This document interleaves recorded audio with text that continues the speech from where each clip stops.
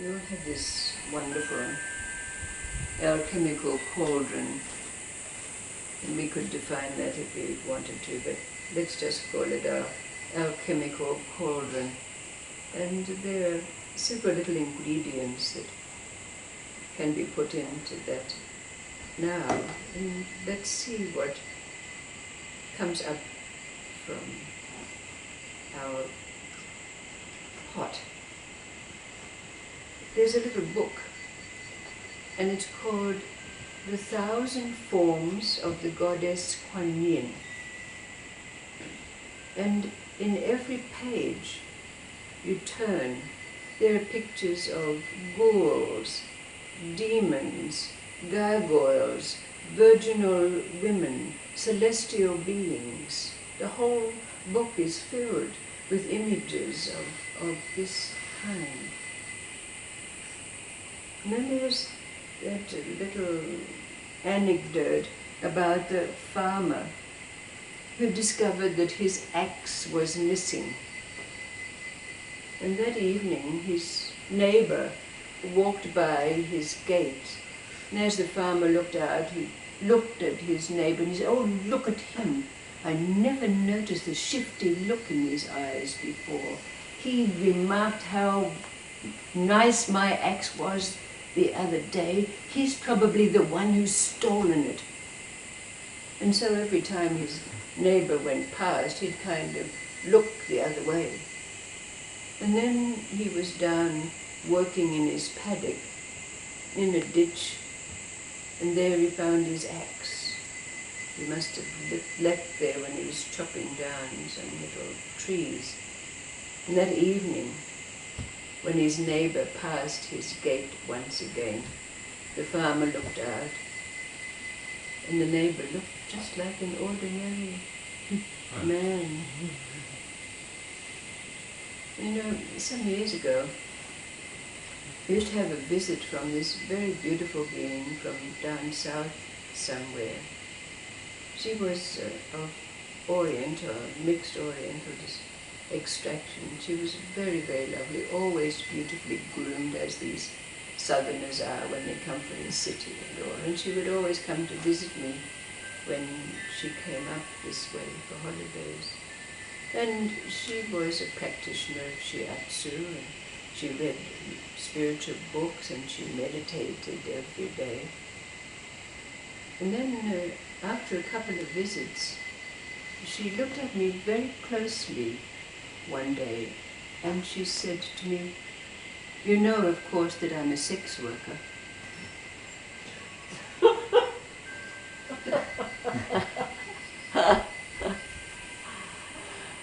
And we just went on discussing whatever the topic we had been talking about in terms of, you know, what she'd been doing, whatever.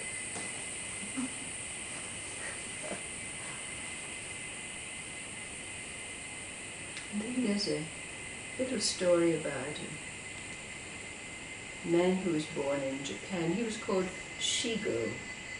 Now, Shigo is famous for a very short poem that he wrote, because this poem has been a point of discussion since it was brought out. Now, when Shigo was a young boy, he used to scrub the wooden chopping blocks to clean off the blood of the animals that had been slaughtered there. And as he grew a little bit older, he'd gather the entrails off the floor and put them in buckets and take them away. And then when he grew to adulthood, he wielded the knife. He killed sheep, goats, cows, pigs, every day of his life. He let the blood flow from these creatures, and he cut them into pieces. At first, He used to hear the sounds that they made, the bleating, the oinking, the braying. But then, after a while, he didn't hear those sounds. He was unaware that he was standing in the pools of blood. But he had no thoughts in his mind. He was just a killing machine. In the daytime, he slaughtered and sliced and chopped. In the night time, he ate, and like every other man, he shat. Day after day after day, year after year after year. He never married. His life was just the pattern.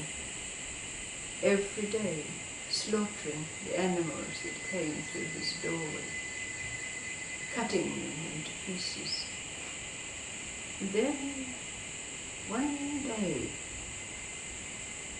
a great boar came through the door, its snout dripping in fear, its sounds squealing in the air. He took his knife and, as usual, silenced its cries. And with a great slash, he cut its middle and observed the still beating heart as it throbbed its last beat. And as he looked, he felt and experienced that there was no longer a Shiko, and the boar,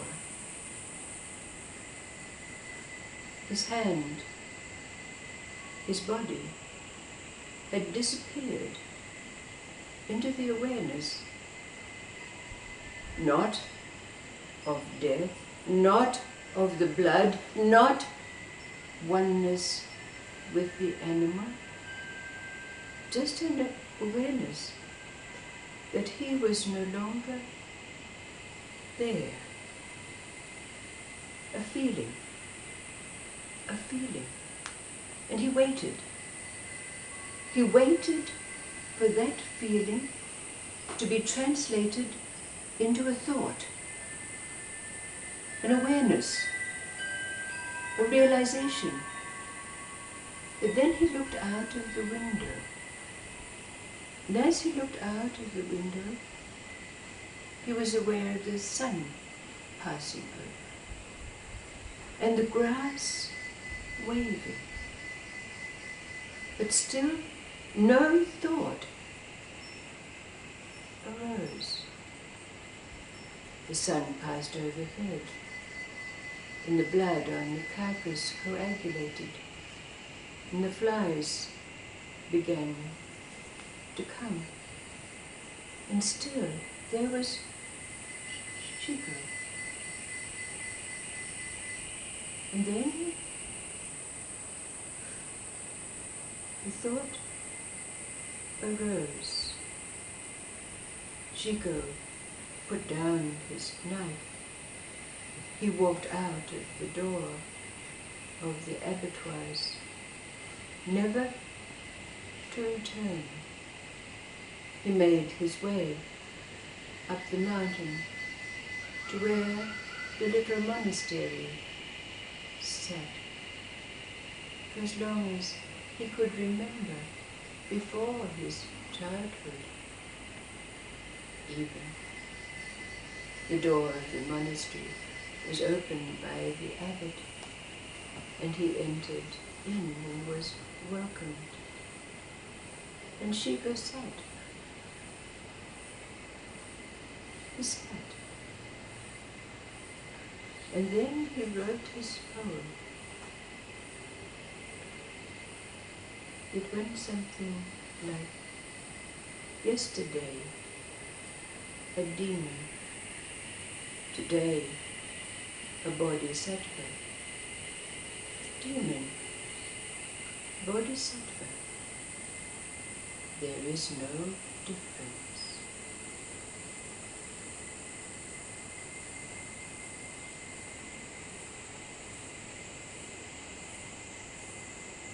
What do these little stories bring up for you? What is the thought, the awareness that arises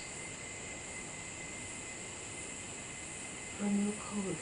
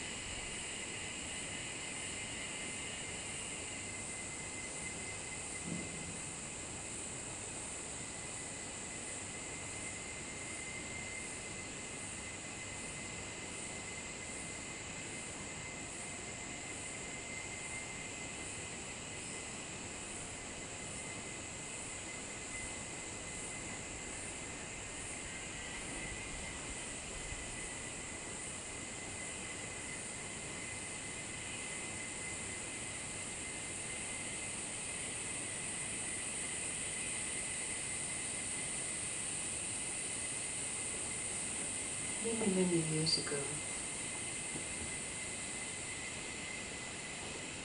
we had many people come into our house. They all called aunties and uncles. I had one being who came in who was this very dowdy, very rough, one of those floral dresses, speaking very roughly.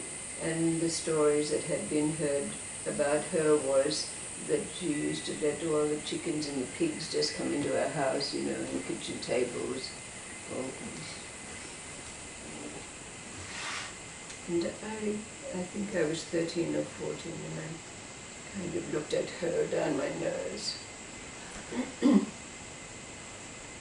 And then she brought out a piece of the most exquisite tapestry that I had ever seen. It was so beautiful. The work was so delicate. The thread was so fine. And in that moment, I learned a very great lesson. You know what that lesson is? Is it to do with this story? Maybe, maybe not. But certainly very telling, and certainly a turning point in my life. Never to judge anyone by how they look or what people say about it. Isn't it so? Mm-hmm. But what is it about these stories, about us now? What is this place that we find ourselves in when most of our conditioning has been removed, our judgments have been taken away from us, so that at any presentation of any person or situation in life, there's not a reaction from that conditioned mind. This is what these little anecdotes are about, to allow us to recognize what it is to be like in this place, where there is no judgment, there is no preconditioning.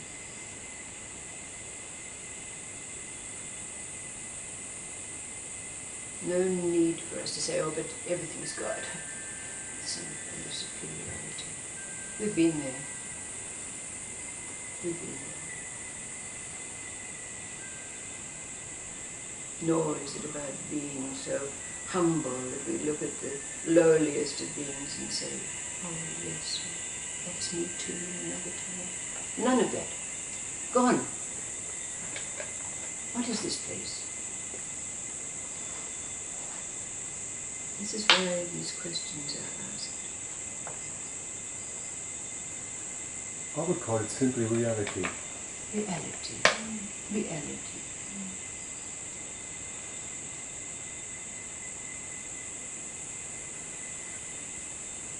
But that means we can't even trust our intuition. Isn't it? Isn't that so? Where does that place us?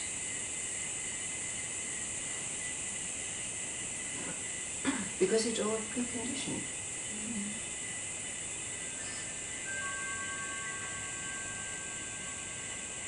Where are we? Trusting? In a place of trust? No.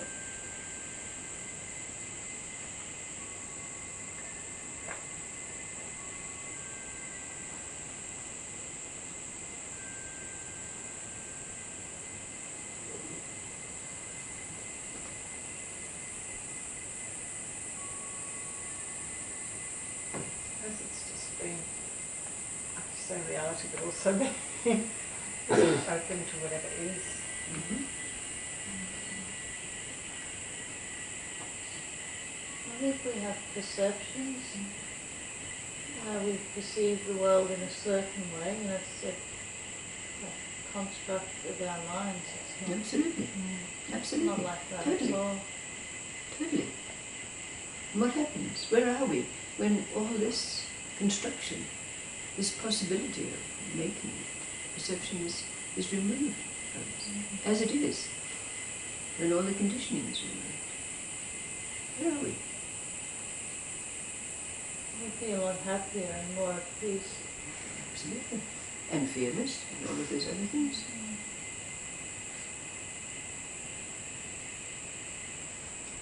Well, Shigo's, is it Shigo or Sigo? Shigo. Shigo's poem